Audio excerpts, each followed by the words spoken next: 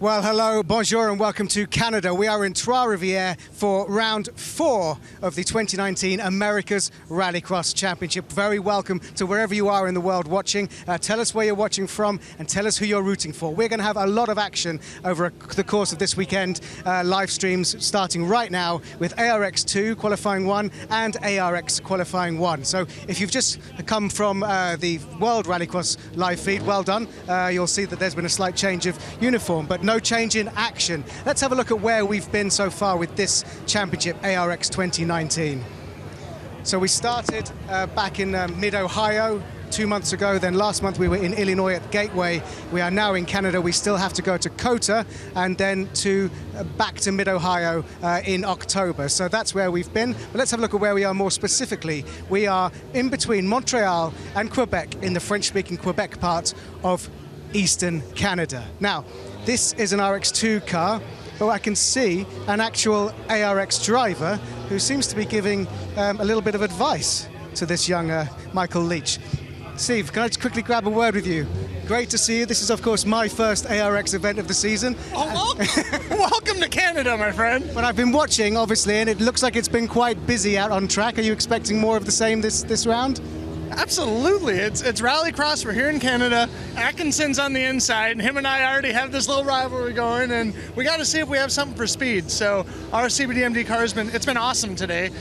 I'm struggling in turns 3 and 4. I was just telling the guys, it's like I'm so mad, but at the same time I'm so excited because when I figure it out, it's going to be so much fun. So I think it's going to be a good race. We're going to see where we stack up here at the start of this next Q1. It's always exciting to watch you race. Have a great one, Steve. I appreciate it. We're going to make a highlight reel. We'll put it that way. Okay. Very good. So I think it looks like we're pretty much ready to race. So let's head up to the commentary booth with Andrew Coley and James Rimmer. It is indeed James Rimmer in the commentary box. He's made the move up. Neil's been James's job. James is up here. Bucky Lasek, of course, this weekend is down at X Games doing vert. So good on you, Bucky. We miss you up here, of course, mate. But James, great to have you back in the box. You were up here last year for Speed Machine, which was the first ever round of America's Rallycross, and looking forward to getting back underway. Yeah, really excited. We had a great time last year at Speed Machine, and I've been down in the pits where Neil is right now, and it's a great job. And I'm excited to watch some of the racing and talk about it with you. We're going to get him next time. He's going to be directing. We're going to have him doing a bit of camera work on one of the ones up there. Slowly, he's going to be like the all-round TV guy. So if you've not been watching World Rallycross, how dare you? So it was only just on a minute ago. That you can watch Rallycross all weekend this weekend. You won't be familiar with the track, so take a look at this. This is the famous GP3R. But of course, this is the Rallycross version. So GP3R has been running since 1968, and they use a huge street circuit here at Trois-Rivières. We use a shorter version of it. It's one of our longest straights of the championship. 1,491 yards, so one of the longest laps as well. 61% asphalt, 39% gravel. It's proper gravel, deep gravel. It develops through the session. We've already seen a little bit of a hole developing inside the Joker lap on the standard lap. It's a clockwise circuit. The Joker's kind of 3 or 4 turns in, so it's a great one. The drivers like it. It rewards commitment, and it's super fast. So let's take a look on board with the winner from last time out at Gateway. We had a double header, and Patrick Sandell, of course, won round 3 of America's Rallycross, and this is him on board under the bridge where the commentary position is, on the brakes, super fast, down a couple of gears, into the right, picking up the speed through this long right-hander now, pulls another gear. Watch for a big braking zone here. Late and straight on the brakes, into the right-hander. Super committed. Sandell this morning, I think, was fastest in practice, and that was of everybody, including the World Rallycross Championship drivers. So stunning through here. The Subaru this year, James, is lit. They've made so many changes. It's a totally different one. You can see the amount of sideways he gets coming out of there. This is a really tricky section. We get what we call pillows out here, and the pillows are the gravel that build up against the outside wall.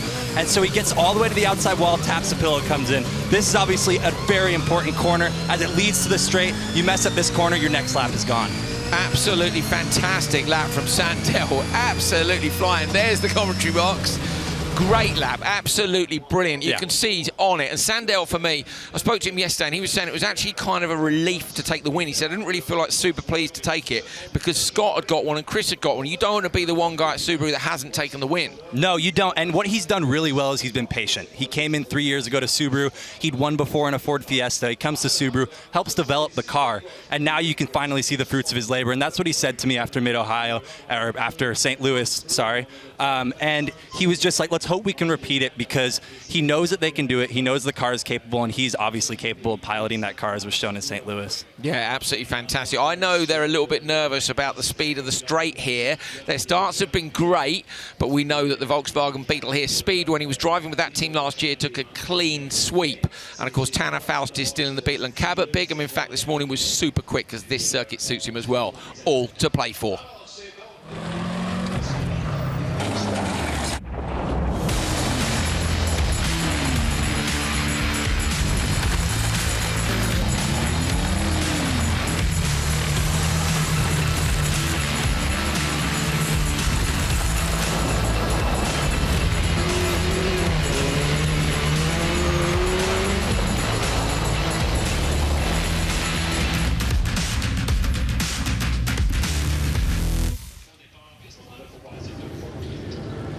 So the ARX 2 cars are on the line and they're good to go. We've got 6 cars here this weekend. Unfortunately, Alex Keys is missing this one due to that roll he had last time at St. Louis. They've decided they wanted to repair the car. He actually competed the following day, but said the car wasn't bang on it, and they want to be able to compete for wins at COTA and at the end of the season as well. So he's hoping to take one there on Mid-Ohio. Connor Martell last time came back. He's the ARX 2 champion. You can see he's on the inside here in this first race. Reigning champion took both the wins at St. Louis on his first time in the new team. And then we've got Gray Ledbetter and Fraser McConnell. Now Fraz is leading the championship at the moment with a 4-point lead over Alex Keys, who's not here, and a 10-point lead over Cole Keats, who is here. Good start by Fraser McConnell, not so good for Gray Ledbetter. So it's Fraser versus Connor Martell, and Fraser's got it already on the run down to the first corner. That is an absolutely outstanding start in the Dirtfish run machine, James. Connor Martell had some throttle issues earlier today. He wasn't able to practice as much as he'd like. I wonder if that start had something to do with it. I know they replaced the throttle cable earlier. So Martell's had some issues. Doesn't look like he's got any problems now. I was going to say I wonder if he'll joker early, but I don't think he will until Gray Ledbetter goes. I think he'll wait and watch. Fraz is here. His spotter is up here right behind us. He's telling him run clean laps. Connor's right behind him. He knows that Connor's his biggest competition for the weekend, so he knows that he's right behind him.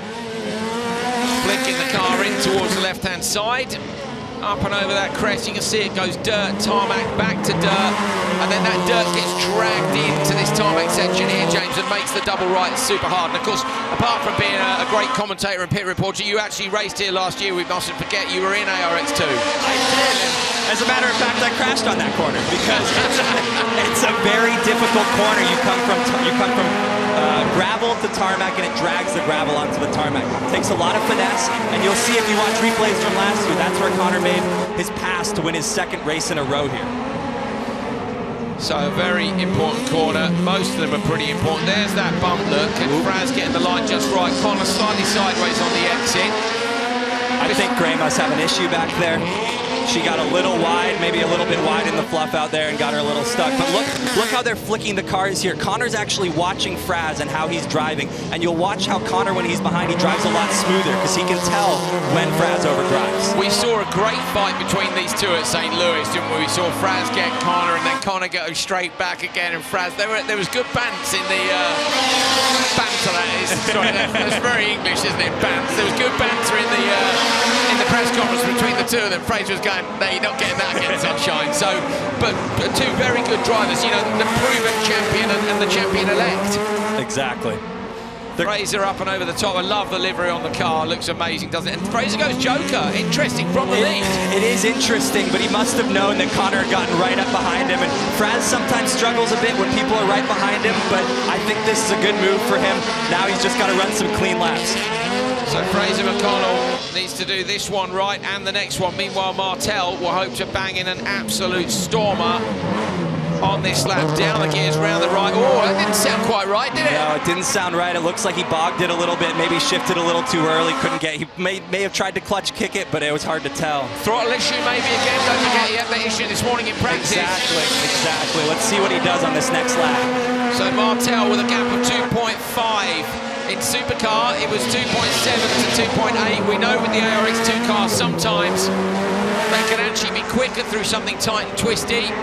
Martell's going to go joker. Here we go, watching for Fraz now on the standard lap. Martell goes in, rotates the car early. Fraz, I think, is going to get this. He does indeed. So Fraser McConnell is in front of Conor Martel. In fact, the gap is slightly bigger, and I think that's probably that tiny mistake from Conor in the double right. Just a tiny mistake like that, but you can see how it can affect you 5-6 corners down the road, not just on that corner. Fraser McConnell will be very happy with the start to his day's work. Of course, we've still got some quick drivers coming up in the next one. Pops the curbs on the left-hand side, and it's just a drag race down to stop the clocks at the checker flag. 3:43.3. So they are some 18 seconds slower than the Supercars. Now, sometimes we see these guys are only a second or a second and a half, 2 seconds a lap off the pace of a Supercar, but here, James, this is a power circuit. It is, and mainly because of the straight. It's the longest straight of the series, both World RX and ARX. So you see these Supercars that get to the top of 6 at the end here, they're pulling 30, 40 more miles an hour more than these lights cars. If you just took the straight out and did the rest of the circuit, I wouldn't be surprised if they were within a second of the It would be a lot closer, a lot closer. There we go then, Fraser McConnell takes the first heat race from Conor Martel and Gray Ledbetter. The target for everyone is 3:43.3. And in the next one, Cole Keats is the big threat for him, who's second in the driver, or third in the driver standings, but second of the drivers who are here. I say Alex Key's missing this weekend. So not a great start for Ledbetter, but a mega start. They were pretty equal here, but Fraz just seemed to have a bit more down the straight. Fraz has really been working on his starts, and it shows. It showed in St. Louis, and it's showing here, and he knew if he could get a good one. You can see, here we go. Conor is very wide coming into there, and then you'll see Fraz take a very conservative approach to the Joker lap, which is probably what made him stay in front when Conor ended up jokering. Yeah, a mature drive from McConnell. There's that standard lap, and he was smooth through there too, because that hole on the inside is causing problems now. People are hooking it with a wheel, and it's just making it a little bit difficult to get the exit of that one bang on the money through the double right-hander. But great job, Fraser McConnell, the championship leader, and of course the winner of round 2 is the winner of Q1 so far. Fraser, good to stamp your authority on the day's action, so early doors, but it didn't look that straightforward out there. No, I mean, Conor has the pace. I know we have the pace as well. We're going to have to go back and neaten up a little bit. We're not perfect where we want to be, but it's almost there. So car feels good. The Dirtfish team is ready to go, and I'm going to give them a result this weekend. Thank you, Adam. Thanks, guys. Yeah, he's going to give them a result. He speaks very confidently, doesn't he? And he's got great backup in the Dirtfish team. But as well with his spotter, Kevin Eriksson is spotting for him. Kevin Eriksson, of course, a winner in the World Rallycross Championship in Supercars, and also a very, very experienced RX2 driver. So interesting as well that Fraser had already recognised that he was slightly ragged in that race from in the car. But great job. Michael Leach on the inside for this one, Cole Keats, and then it's Lane Vakela, new driver to the series. Comes from a karting background. I think he's 22 years old, if I remember correctly. Spoke to him yesterday, knows he's got a lot to learn. He's never driven on dirt until this morning. And fair to say this morning he wasn't on the pace, so it's going to be a learning weekend. Doesn't get the greatest start. This is really about Cole Keats, who's nailed the start now and is ahead of both Leach and Vakela. Michael Leach is driving in the car with the white bumper. Michael Leach is driving with a broken hand, James, which is impressive in itself. It's very impressive. He actually had 2 pins inserted in his wrist last week, and he's out there driving, and it's his right arm as well, which is what you use to pull the gear selector. So that's very difficult. He's got a specially made glove that fits over it, so we'll see how that impacts him. Yeah, he said that, I think it was Simpson, made him the glove for something like $25, which is incredible. But it's when you see him have to put the race suit on, his team are there and they help him pull the race suit over the top of the cast. Then he has to put the glove on over the cast because he still has to wear a fireproof glove. 2 of his fingers are held in a position where he can't move them. And I said, is that to pull the gear stick? And he said, no, that's to fix the broken hand. So I was like, fair enough. And he broke it playing rugby. Yeah, well, which is a good old English game. Like, what's he doing? He showed up with a black eye to St. Louis, so we'll see what his next injury is next round. That was wrestling with his brother, wasn't it? So Michael Leach, the king of the injuries. He's currently in P2. Cole Keats is leading this one. And Cole hasn't taken his joker yet. Lane Vakela has.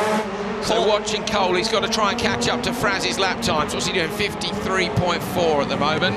Yeah, I think Cole knew from the beginning all he had to do was get a good start and drive a clean race. He knew that these two, their starts weren't that great, so he did what he had to do, and now he just has to finish out this race cleanly. They don't have the same experience as him at all, do they, in these cars? And experience in these momentum-based cars is key to being quick. It is so key, and Cole has raced both RX2 and ARX2. He was in a car every weekend last year. You know, he knows those cars inside and out. Yeah, he certainly does. Good to have him back in ARX2. We'd love to have him in RX2 as well. And I say Lane Bakayla, we might see a bit of in the background. So Lane Bakayla coming through at the very rear of your shot any moment now. There he is in the blue and yellow machine. He's actually going to do a few RX2 rounds as well. So RX2 is the support category for the World Rallycross Championship. And Lane is going to come across and do Lowiak. And I think the size of the crowd and the frenzy of the first couple of corners there is going to be a mind blower for him. Oh, Keats has made a mistake. Just what we were talking about. Yeah, he's hooked it on that bump on the inside. He's lucky he doesn't have to reverse, but he's dropped a good couple of seconds there. Wow, and Michael Leach has gone joker, but the gap back to them, I think is going to be enough, but I reckon that'll be enough that he's not going to get Fraser McConnell's time.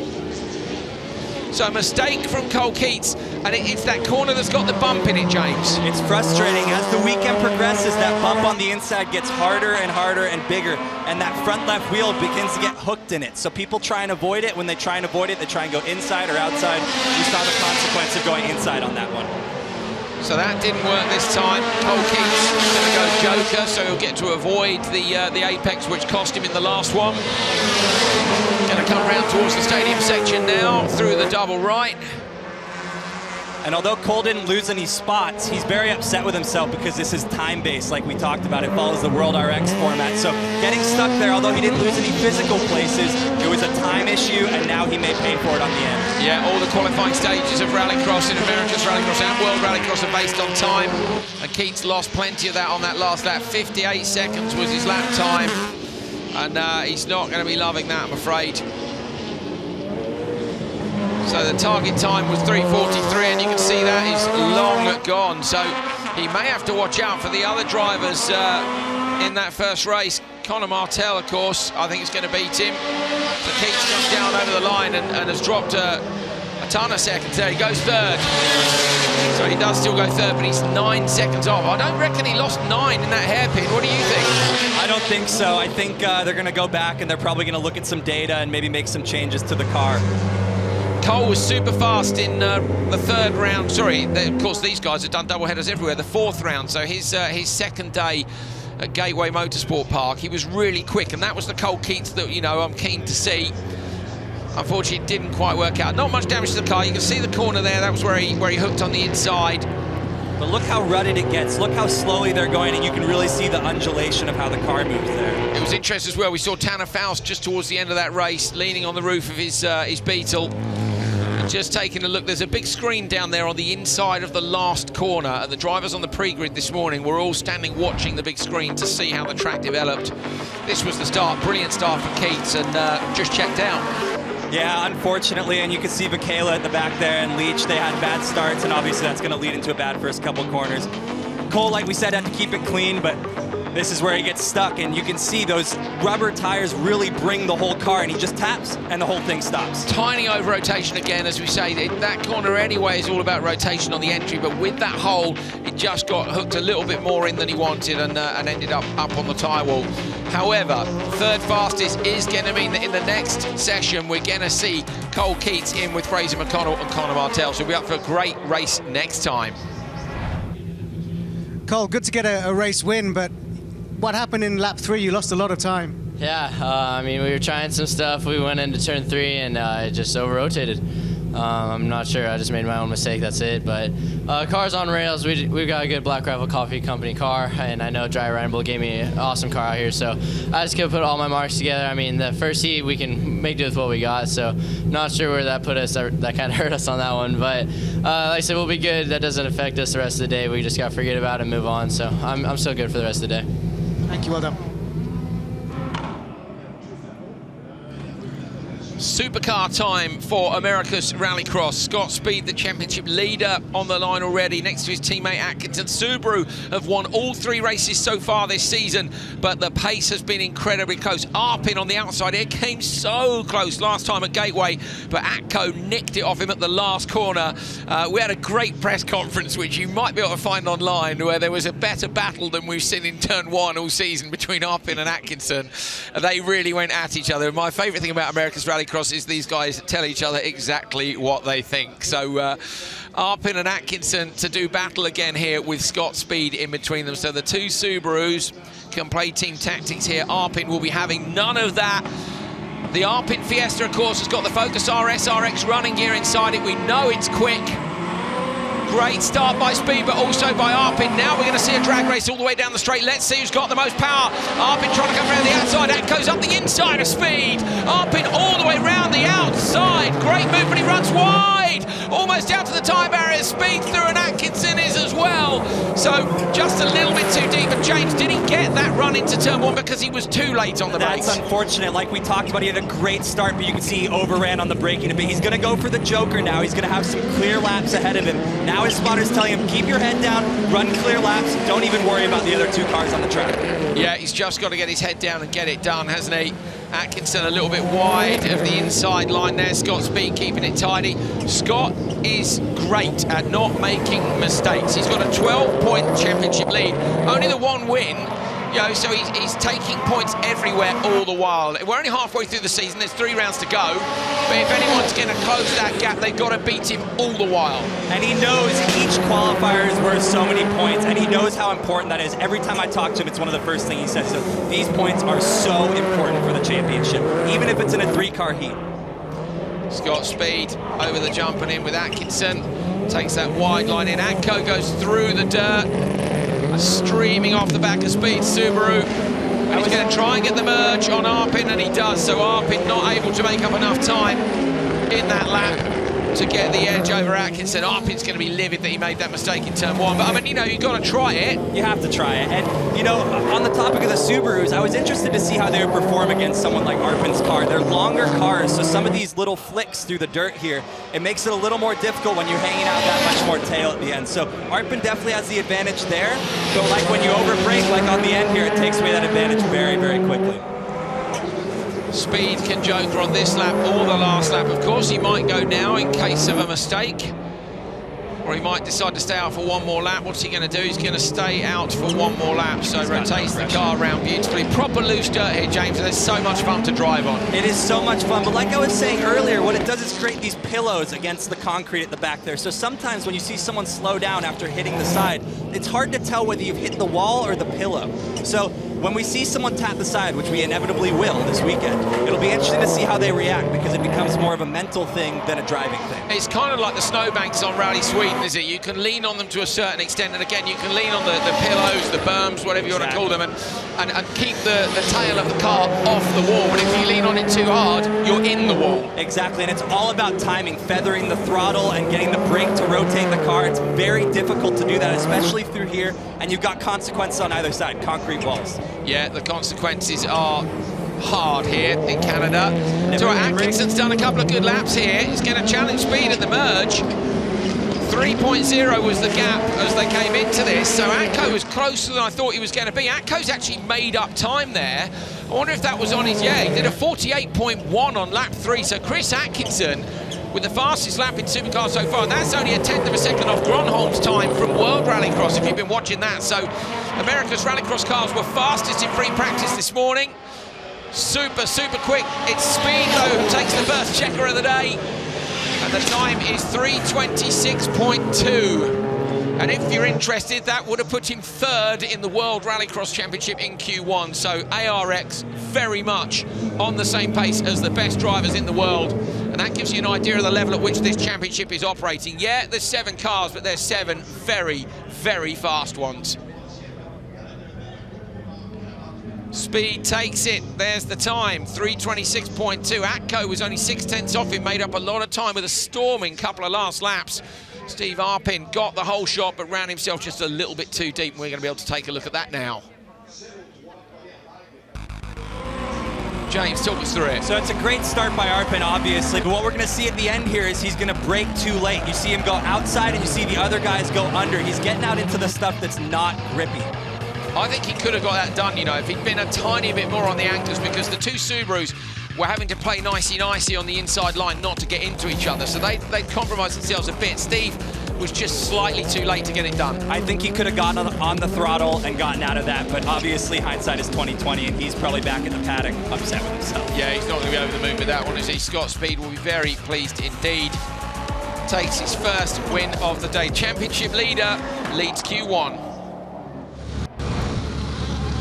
Scott, a great result, a great time as well, and it looked like the secret was that smart turn one. Yeah, I mean, we got a great launch. That's important. Obviously, the first round is by draw, so you really got to get after it and have a clean run. We knew Chris and I were both fast, so we were just going to kind of follow each other and get a good qualifying run in. So hopefully the other run, you know, maybe isn't as clean. It was a solid run. It wasn't spectacular, but definitely a great way to start the weekend. Well, just for your information, that would have put you third in the World Championship standings time-wise, so it's very quick. Yeah, but we were the fastest two in practice, so it's on par. Well done, thank you. Thanks. Yeah, Speed's unhappy, basically. Like, Neil was, oh, that was good. You would have been third in the World Championship. He's like, I don't care. We were fastest in practice. It's not good enough. Basically, what he was saying is they should have been quicker than the World Championship guys. However, they've got a little bit more track development to have dealt with. There's a couple of ruts out there. Nothing major. As I say, it's proper gravel, which is what we like. It's what you guys like at home, and it's what the drivers like too. So final race of Q1 for America's Rallycross. Cabot Bigham on the inside was quick this morning in practice. His circuit racing prowess paying off on this tarmac track. Tanner Faust, Travis Pecoy and Patrick Sandell. Sandell was the fastest of everyone, including the World Championship drivers in practice this morning. The revs are up already. We've got a green flag. Here we go. Super long hold. That's the longest hold I've ever seen. Faust gets a great start. Bigham goes backwards. Sandell going to try and out-track them down the turn one, but Faust is clear on the inside. Pecoy going to slot across. Sandell so late on the brakes. How did he stop the Subaru? Is he going to run wide? He just holds on. Faust is right underneath. Has a look on the inside, but he won't do it there. Not after what happened last year with Ken Block. So Sandell with a fantastic move from the outside to the inside. And Faust goes Joker straight away. Wow, that was great. That was what Arpin wanted to do in that first heat. But wow, look at him throw the car around. He is really on the limits of this car. He knows Pecoy's behind him, and he knows Pecoy's a little more nimble through these parts. Sandell said it was a big relief when he took the win because the other guys have got a win already. It's a monkey off the back, isn't it? You've got the job done for Subaru. You know, the team are there, and Sandell now is on a mission. It's a mental aspect, and he's figured out the mental aspect. Take a look at Sandell's mirrors and the line across the front of the car. You'll see they're yellow, the yellow wing end plates as well. What's the gap back? It's gone up.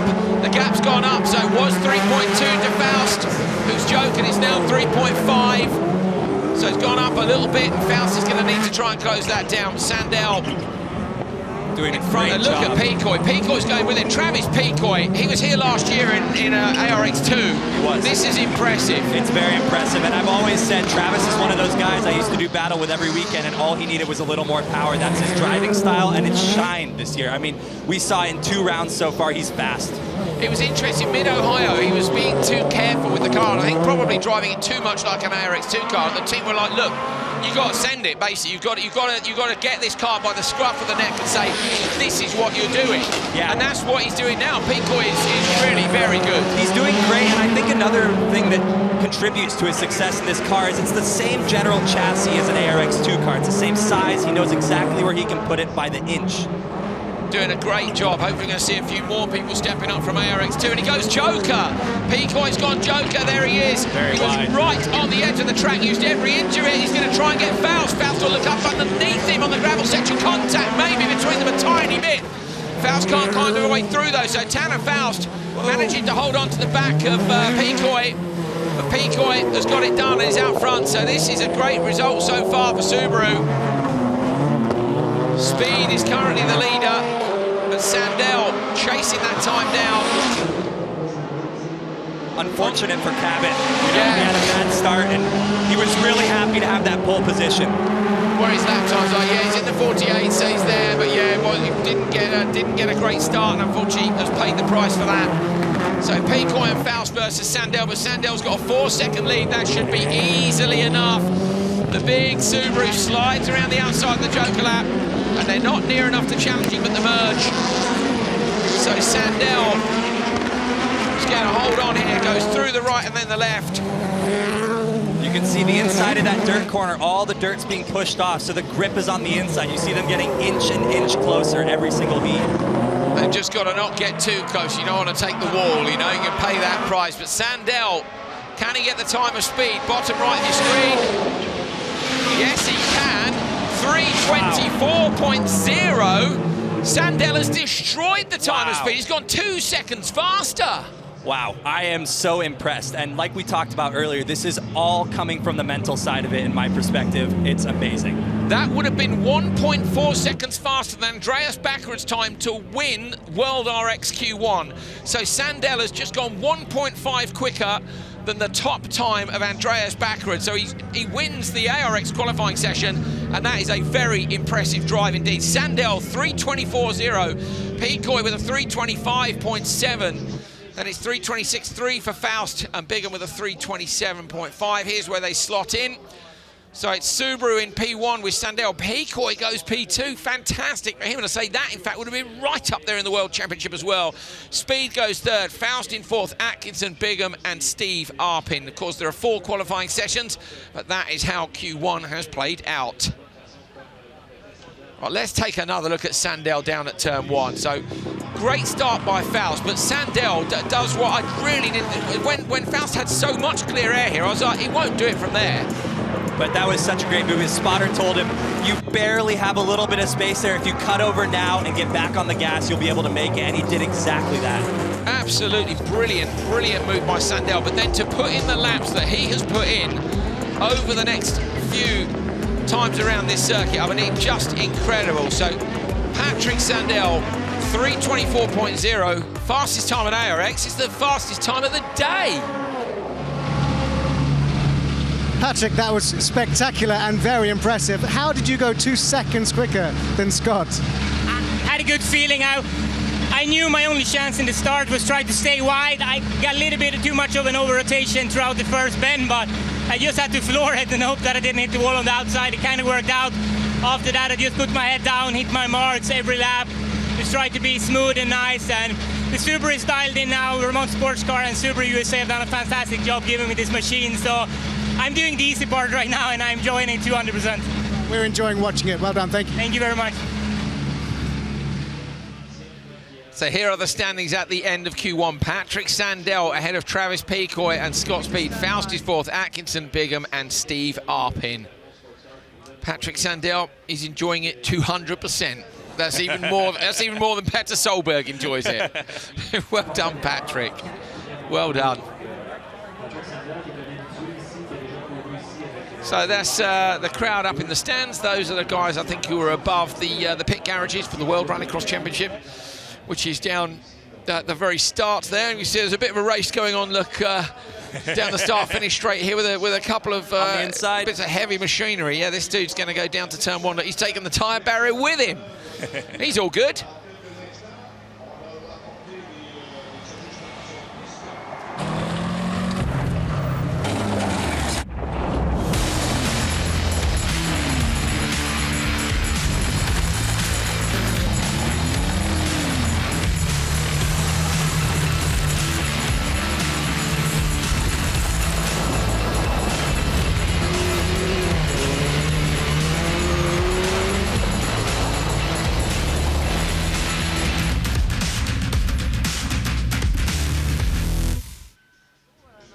Great stuff from Q1 for America's Rallycross in both ARX2 and in Supercar, particularly Supercar.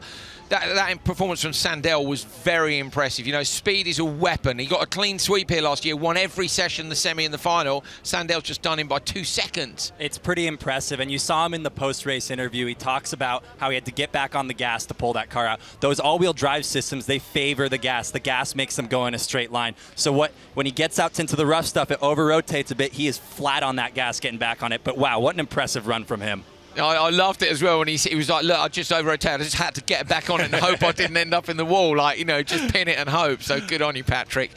So good stuff from Q1. Now, bear in mind, we're here with the World Rallycross Championship this weekend as well. So we want you guys to watch World RX Q2. But later on today, 15:40 local time, you can catch up with Q2 for ARX and ARX2. And in fact, I think you'll be able to see Q3 at the end of that session as well for ARX2. Because don't forget, those guys are doing a double header. So they're going to have a final at the end of today. World Rallycross Championship is going to be on in about 40 minutes, so I've just about got time to change my t-shirt and my co-commentator, and we'll see you then. Cheers, guys.